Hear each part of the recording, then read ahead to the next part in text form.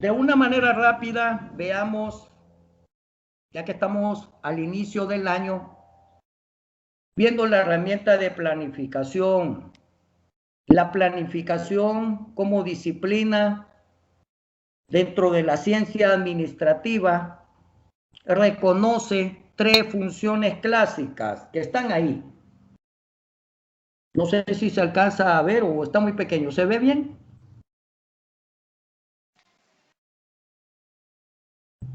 Sí, se ve bien. Ok. Importante, la anticipación, que ya la hemos adelantado. En la medida que nosotros identifiquemos y estemos más familiarizados con el subconjunto de procesos del PAP, en esa medida estamos explorando el futuro, construyendo escenarios de cambio, incluso tratando de reducir incertidumbres y riesgos. ¿Sí? En la medida que nosotros nos anticipemos y seamos proactivos en esa medida, muy probablemente no le daríamos chance a la CEFIN, que ese es el rol que juega la CEFIN. Vean el tema de las disposiciones presupuestarias, que si los flujos de caja no se movilizan en los tiempos o en los plazos que fueron anticipados con la planificación, ellos se reservan las acciones de trasladar esos fondos, y con justa razón, porque imagínense ahora en una situación de condiciones de pandemia, nos diéramos el lujo de que no anticipáramos escenarios de reducir incertidumbres y riesgos, pondríamos en precario la disponibilidad de esos fondos, porque ahí permanecen. Otra función es el alineamiento al que hacía referencia la ingeniera Sofía Romero. El alineamiento más importante es en la mente humana. Ese es el alineamiento principal, en la mente y en el corazón de nosotros. Si nosotros no tenemos ese alineamiento, ¿cómo las cosas afuera se van a alinear solas?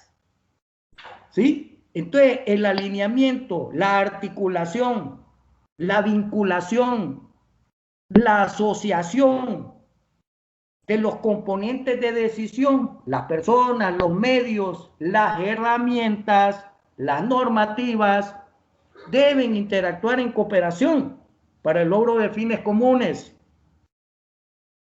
Y la tercera función clásica es que el PAP no es para guardarlo en un estante o en una gaveta o solo para que lo tenga un grupo y el resto de quienes integramos nuestras entidades no lo conozcamos. Si de hecho se sube al Instituto de Acceso a la Información Pública, a las distintas instancias de transparencia, y por eso se le da un seguimiento. Entonces no se trata de un código encriptado, se trata de algo que debe de estar socializado y comunicado a todos los involucrados para que por roles se sepa qué va a hacerse, cómo va a hacerse, cuándo va a hacerse y el por qué. Lo debemos de hacer en colaboración, en la dichosa cogestión, de manera rápida, como digo, porque se trata también de que estos elementos motivantes no deben de permanecer en uno solo de los componentes humanos, sino que debe de difundirse, desplegarse a nivel de todos los que integramos una institución. Entonces las ventajas, no solo hay que pensar en el plan, sino que al mismo tiempo anticipar el seguimiento y la evaluación. Y las ventajas para un programa institucional debe de comenzar en la misma fase del montaje operativo, al menos por tres razones importantes. La primera, que el interés por el seguimiento y la evaluación estimula a pensar a los equipos técnicos, a todos los equipos técnicos, no solo a la UPEP, porque el seguimiento y evaluación es un proceso que le pertenece a todos. Estimula a pensar con mayor rigor en los objetivos que se proponen alcanzar, los supuestos o escenarios de riesgo que podrían prevalecer durante la ejecución de los programas, y facilita identificar el tipo de actividades que deberán desarrollarse y a exponerlos claramente de manera organizada en la interactuación de los responsables. Tampoco no solo las unidades ejecutoras son los dueños de los procesos o los responsables de que se cumplan los objetivos o que se cumplan los productos finales o los productos intermedios. La segunda razón es que desde un principio se puede hacer una asignación de fondos suficientes para cubrir los costos de seguimiento y evaluación, no solo los de planificación.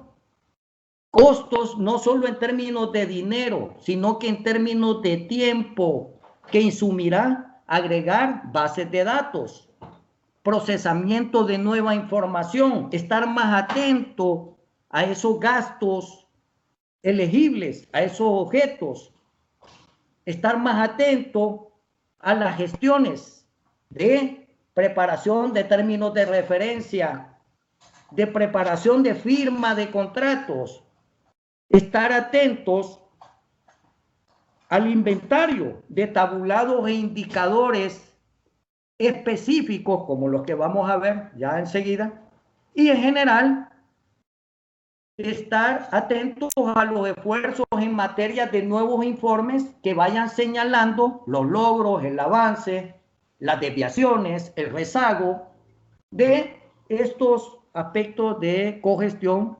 de el PAP. Por último,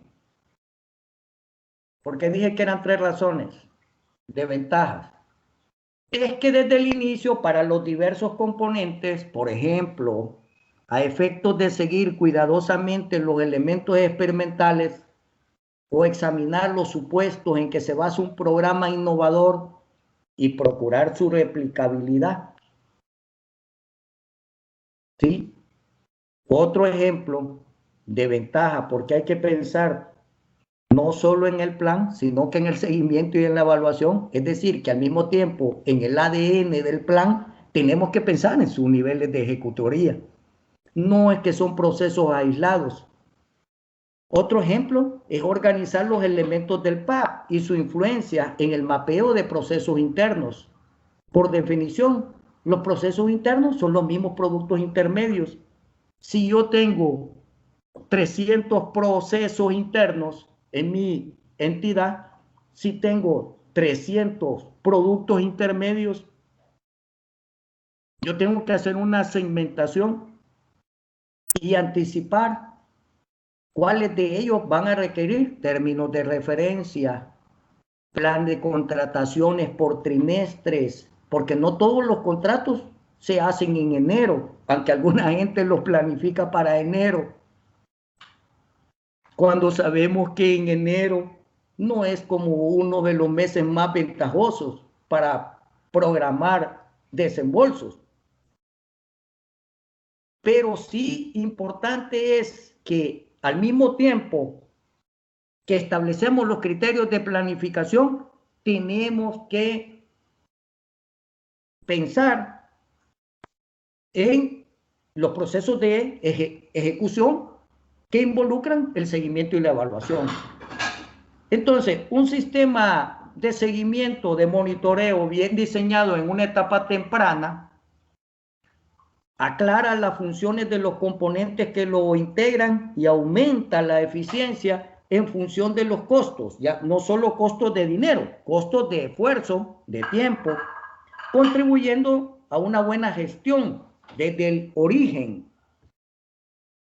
En el contexto de un programa de desarrollo que participa en el PEP, que participa en el PES, que participa en el Plan de Nación, que participa atendiendo el tema de la emergencia del COVID, En un contexto de esa naturaleza, las UPEP se vuelven unidades de apoyo, asesoramiento respecto al director de un programa, respecto al asesor técnico principal de un programa, respecto a la MAE, a la máxima autoridad, y o a los equipos operativos encargados de los niveles de ejecución.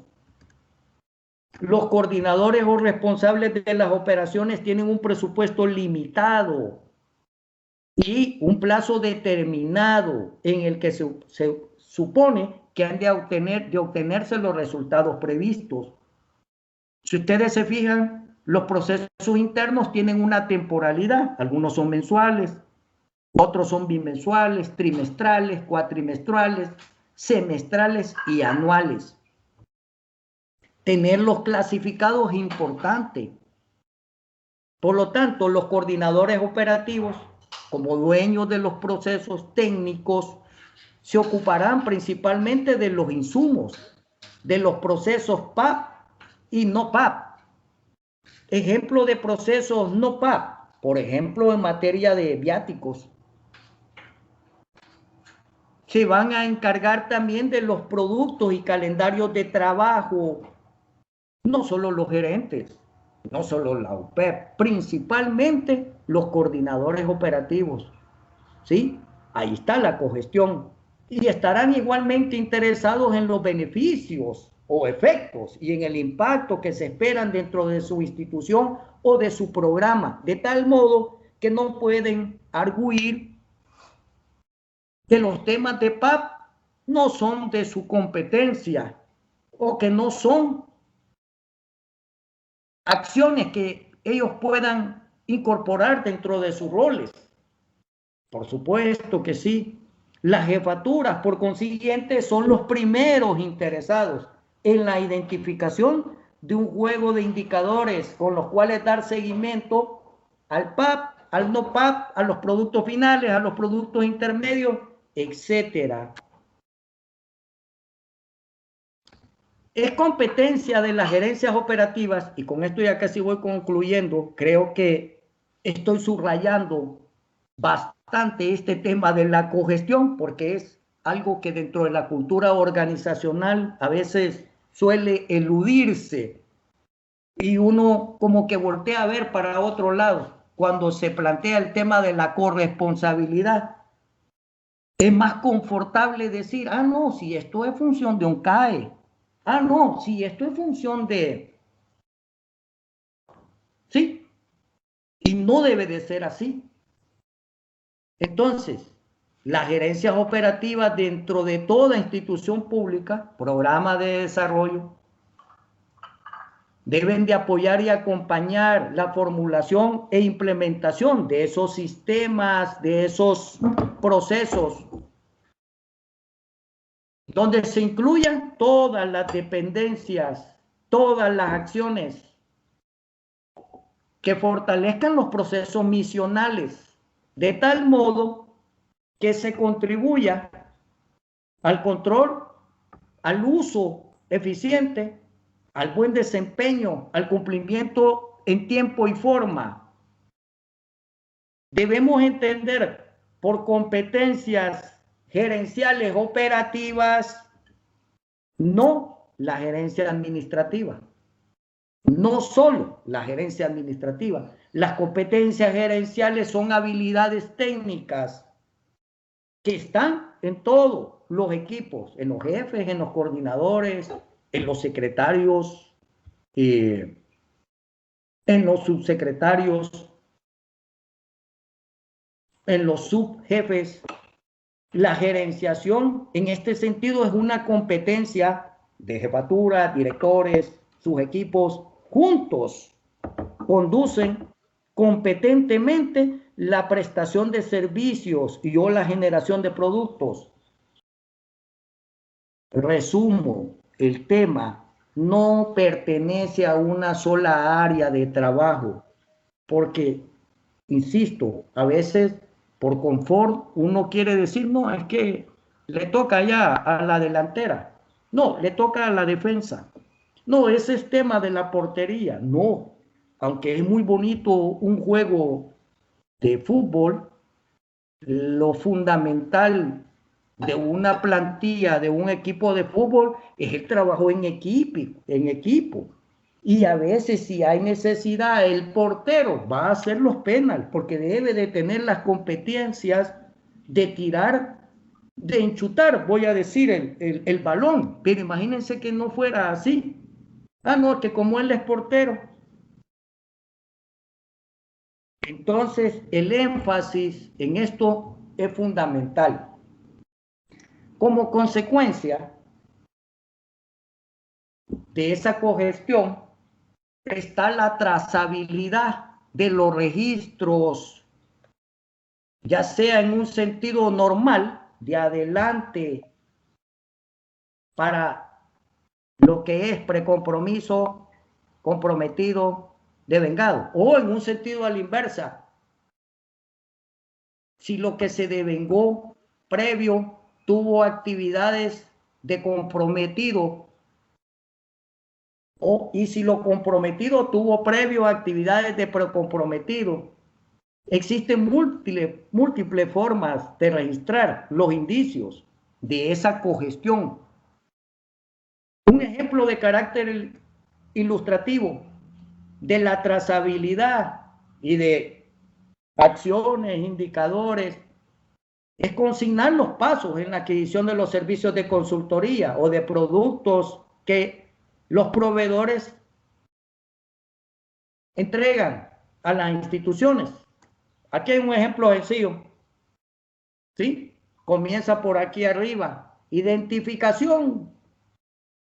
Esto a veces se le da largas a los términos de referencia o a la calidad, y el flujo de caja se programó para febrero, pero la identificación o el requerimiento nunca llegó en esa cogestión y pasó el periodo de los primeros desembolsos,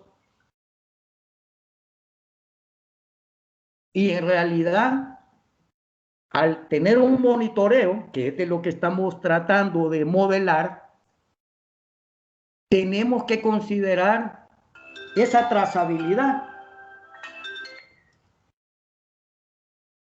etcétera. No me voy a detener porque ustedes ahí lo miran, pero la publicación de requerimientos para cotización de ofertas, la selección y adjudicación de ofertas, el F01, a nivel de precompromiso, la orden de compra, eso es un trabajo de cogestión. No solo ya vimos que las competencias gerenciales no solo están en una GA, debe de estar de manera horizontal en el involucramiento